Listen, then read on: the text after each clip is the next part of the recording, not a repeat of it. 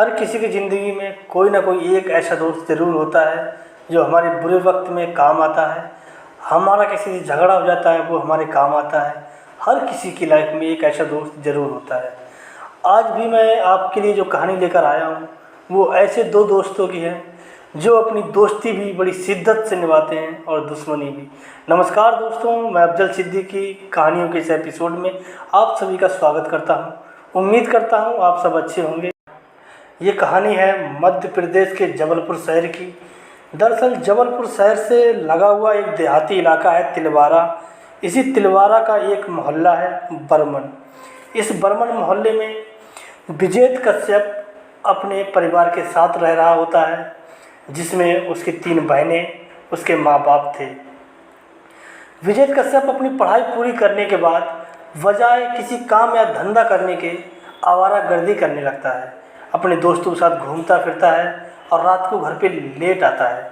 उसके इन्हीं बेरोजगारी के दिनों में उसकी मुलाकात उस एक लड़के से होती है जिसका नाम होता है धीरज शुक्ला। दरअसल धीरज शुक्ला के पिता का कारोबार अवैध शराब का था। वो अवैध शराब बेचा करते थे। उसी में धीरज शुक्ला अपने पापा का हाथ बटाया करता था। जब इन दोनों की मुलाकात होती है, दरअसल ये भी पास में ही रहा करता था। ये रहता है धीरज शुक्ला रामनगर इलाका के संकट घाट में। इन दोनों के जो इलाके थे वो पास में ही थे, इस वजह से इन लोगों की मुलाकात बार बार होती रहती थी। बार बार मुलाकात होने की वजह से इनके बीच में बहुत ही गहरी दोस्ती हो जाती है। जब ये लोग अच्छे दोस्त बन जाते हैं तो धीरज विजेत से बोलता है, क्यों ना तुम हमारे काम में ही आ जाओ, तुम भी हमारे पापा के काम में हाथ बटाओ, तुम्हें पैसा मिलेगा, वैसे भी आप बेरोजगार हो। विजेत को जब ये अपॉर्चुनिटी मिलती है तो वो तुरंत ही हाँ बोल देता है और धीरज के साथ काम करना शुरू कर देता है। जबलपुर के कई इलाकों में वो शराब पहुंचाने लगता है। वो इसी काम को संभालता है। इसी काम के सिलसिले में अक्सर कर वो धीरज के घर पे आया जाया करता था। एक दिन वो घर पे पहुंचता है और दरवाज़ा खटखटाता है तो धीरज की जगह दरवाज़ा धीरज की छोटी बहन खोलती है जो तकरीबन 17 साल की थी। जब दरवाज़ा वो खोलती है और विजेत कश्यप उसे देखता है, उसे उसको देखते ही प्यार हो जाता है। वो उसे बहुत पसंद करने लगता है। जब वो अंदर जाता है तो उसकी बहन उससे बोलती है कि अभी धीरज भैया नहा रहे हैं, जब वो नहा के आएंगे तब आपसे मिलेंगे, तब तक आप बैठिए, मैं आपके लिए चाय बना के लाती हूँ। और वो उसको चाय देती है। चाय को पीकर वो उसकी बहन की तारीफ़ करने लगता है। बोलता है, पूजा आप चाय बहुत अच्छा बनाती हो, बिल्कुल इतनी अच्छी बनाती हो जितनी अच्छी आप हो। इतनी तारीफ़ सुनकर वो शर्मा जाती है और इतनी ही देर में उसका भाई धीरज आ जाता है और वो उसके भाई के आने के बाद वो पूजा चली जाती है। इसके बाद ये जो इनके बीच में बातचीत हुई थी, इससे इतना फ़र्क पड़ता है कि अब वो हमेशा धीरज के घर पे आने जाने लगता है। जब भी उन्हें मौका मिलता है वो आपस में बात करने लगते हैं। धीरे धीरे जब ये बात आगे बढ़ती है तो बात बहुत ही ज़्यादा आगे बढ़ जाती है और ये लोग एक दूसरे को चाहने लगते हैं। बात सितंबर 2019 की है। धीरज के घर वाले कहीं रिश्तेदारी में गए हुए थे सभी लोग, और धीरज काम के सिलसिले में घर से बाहर गया हुआ था किसी पार्टी से मिलने के लिए। मौका देखकर विजेत कश्यप धीरज के घर जाता है और उसकी बहन को लेकर मोटरसाइकिल पे स्टार्ट करके बैठाकर पूरे शहर का चक्कर करने के लिए निकल जाते हैं। मौज मस्ती करते हैं, फिर बाद में एक पार्क में जाके बैठ जाते हैं, एक दूसरे से बातें करते हैं, एक दूसरे के दिल की बातें जानते हैं और एक दूसरे को बताते हैं। और ये लोग उस पार्क में अपने प्यार को अंजाम देते हैं। वो पहली बार था जो ये लोग एक दूसरे के इतना करीब आए थे। उसके बाद विजेत कश्यप पूजा को प्रपोज करता है और बोलता है कि मैं आपसे शादी करना चाहता हूँ, मैं तुमसे अब तुम्हारे बगैर नहीं रह सकता, अब मैं तुमसे शादी करना चाहता हूँ। जब ये बात पूजा सुनती है तो ये बोलती है कि नहीं, हमारे भैया को पता चल गया तो बहुत आफत आ जाएगी, वो हम दोनों को बहुत मारेंगे। विजेत बोलता है कि अब तुमसे मुझे कोई जुदा नहीं कर सकता, दुनिया की कोई भी ताकत हमें अलग नहीं कर सकती, अब मैं तुमसे शादी करके रहूँगा और मैं तुमसे ही शादी करूँगा। हालांकि पूजा सिर्फ अभी 17 साल की ही थी और विजय 38 साल का था, इस वजह से अभी वो उससे शादी नहीं कर सकता था। अगर वो ऐसा कुछ करता, उसे अच्छी तरीके से पता था कि उसके ऊपर केस हो जाएगा, उसको पुलिस पकड़ लेगी एक नाबालिग से शादी करने के जुर्म में। इसलिए वो रुकता है, समझदारी से काम लेता है। जब अगले साल वो 18 साल की हो जाती है तो विजय धीरज के घर पे अपनी शादी का प्रपोजल रखता है। उसकी माँ से बोलता है कि मुझे उस पूजा से शादी करनी है। ये सुनकर घर में हंगामा मच जाता है कि ये जो पूजा से दोगुनी उम्र का है, इससे शादी करने के लिए बोल रहा है। और सबसे बड़ी बात कि ये धीरज का दोस्त है। एक दोस्त होकर ये अपने दोस्त के ही घर में गंदी नज़र डाल दी इसने। जब ये होता है तो धीरज भड़क जाता है बुरी तरीके से और उसको गाली गलौज करने लगता है, उसे घर से भगा देता है और उसको अपने घर पे आने के लिए सख्ती से मना कर देता है कि अब हमारे घर पे आने की ज़रूरत बिल्कुल भी नहीं है। इतना करने के बाद उसे भगा देता है और इन दोनों पे नज़र रखना चालू कर देता है। जब वो चला जाता है, इन दोनों की बातें होनी बंद हो जाती हैं। पूजा भी बात अब नहीं कर पा रही थी, तो इन दोनों को बेचैनी होने लगती है। तो ये चुपचाप धीरे धीरे फ़ोन करते थे। कभी कभार जब इनको मौका मिल जाता था फ़ोन कर लेते थे, लेकिन फ़ोन से इनका काम नहीं चल पा रहा था।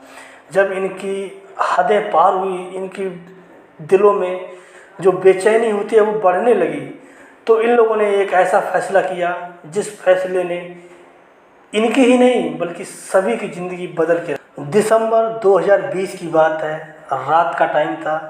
रात में ही पूजा अपने घर से चुपचाप निकलती है और भाग जाती है। अपने आशिक के साथ जब वो भाग जाती है तो किसी को कोई पता नहीं चलता। जब सुबह होती है तो जब पूजा की माँ उसको कमरे में देखने जाती है तो वो होती ही नहीं है। जब पूजा की माँ ये बात घर में बताती है कि पूजा कमरे में है ही नहीं, तो उसकी खोजबीन चालू की जाती है।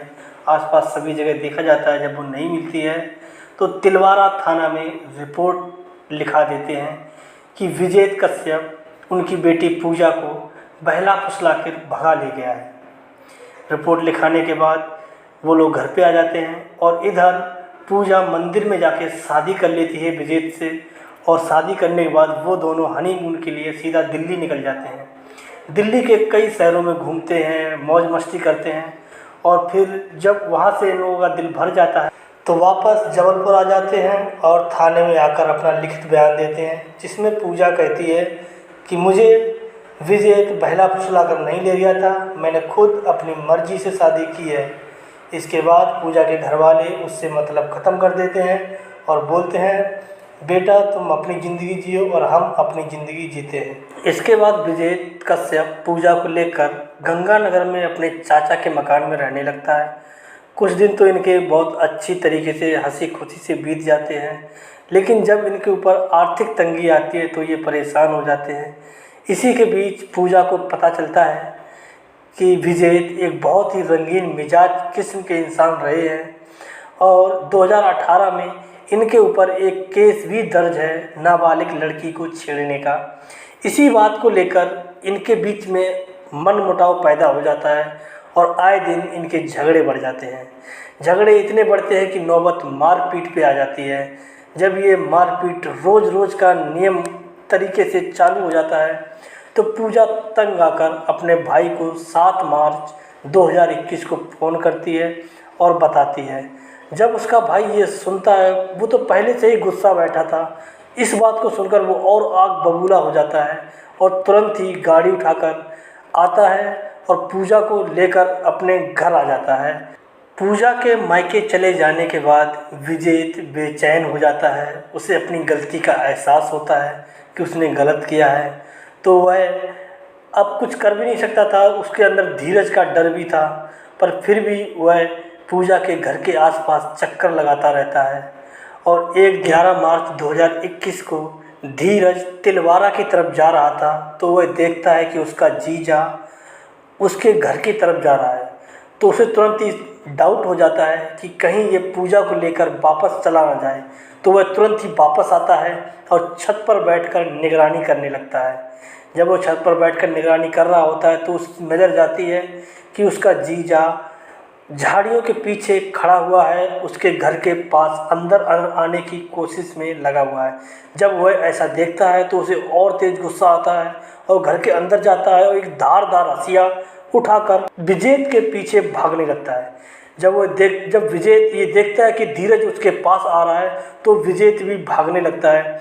मुश्किल से तकरीबन 500 मीटर ही भागा होगा, खेतों में एक मेड़ के पास बेरी के झाड़ में उलझकर विजेत गिर जाता है। विजेत के गिरते ही धीरज उसके ऊपर ताबड़तोड़ वार करना शुरू कर देता है।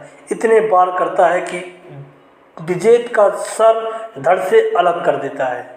इसके बाद भी उसका गुस्सा शांत नहीं होता है, तो वो विजेत के हाथ काटने में लग जाता है और काट के अलग कर देता है। इसके बाद वो उसके दूसरे हाथ के पंजे को भी काटने की कोशिश करता है, मगर वो काट नहीं पाता है।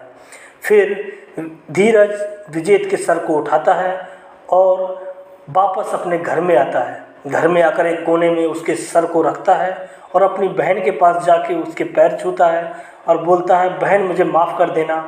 विजेत, तुझे भगा कर ले गया था, मैं अपने अपमान का तो बर्दाश्त कर सकता हूँ, लेकिन कोई तुझे मारे, मेरी लाडली बहन को कोई पीटे, ये मैं बर्दाश्त नहीं कर सकता। मैंने आज तेरे पति का काम तमाम कर दिया।